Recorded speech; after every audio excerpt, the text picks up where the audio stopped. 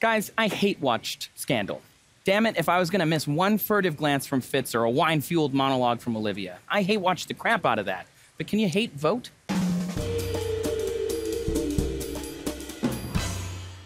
Hey there, scandalized voters. Trace here, coming at you from the 2016 Democratic National Convention in Philadelphia. So, if we hate-watch shows all the time and hate-friend people on social media, can you hate vote? Why do we vote for people we don't like? Does likability even matter? Firstly, absolutely being likable is important to presidential candidates. So politicians get pollsters out into the populace to see how likable they are. And according to Gallup polls, in January of 2000, Bush was 3% more likable than Gore. In May of 2012, Obama was 29% more likable than Romney. Today, Hillary Clinton is about 10% more likable than Donald Trump, but they both sort of suck, according to the numbers. Pollsters can also measure likability by asking thousands of people if certain characteristics and qualities apply to Hillary Clinton or Donald Trump.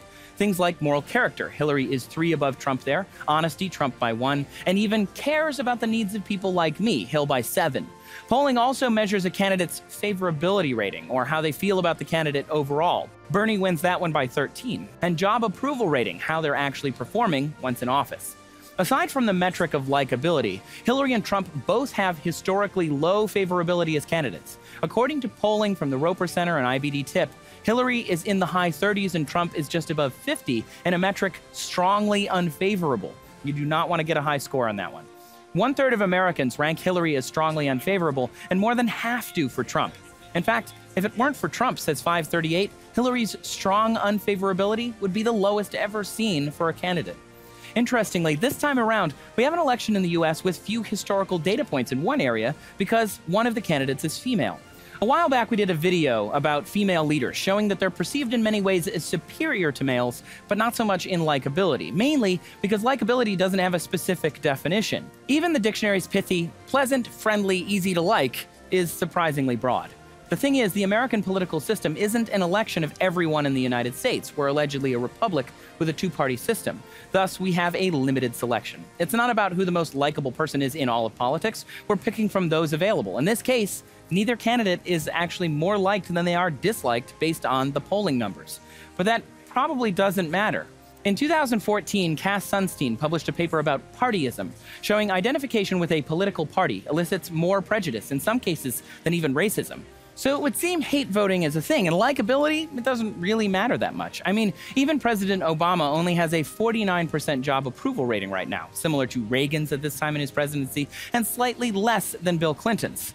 This is slightly lower, by the way, than the overall average of 53% when you take into account all US presidents since 1938.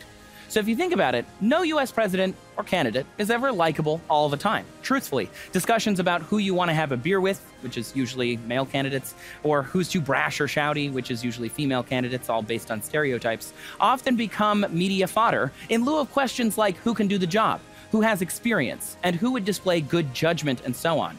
American leaders may rarely be likable, but they are often tough, fair, competent, and hardworking. So as one Republican said, it's up to us to vote our conscience. If you want to learn how ladies can lead too, and they often do better, check out this video we made on that here.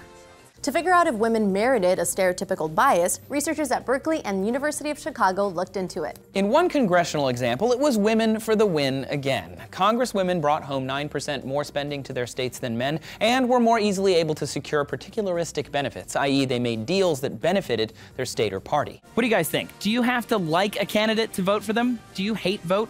Let us know down in the comments. Make sure you subscribe for more D News and follow us here at the DNC all week.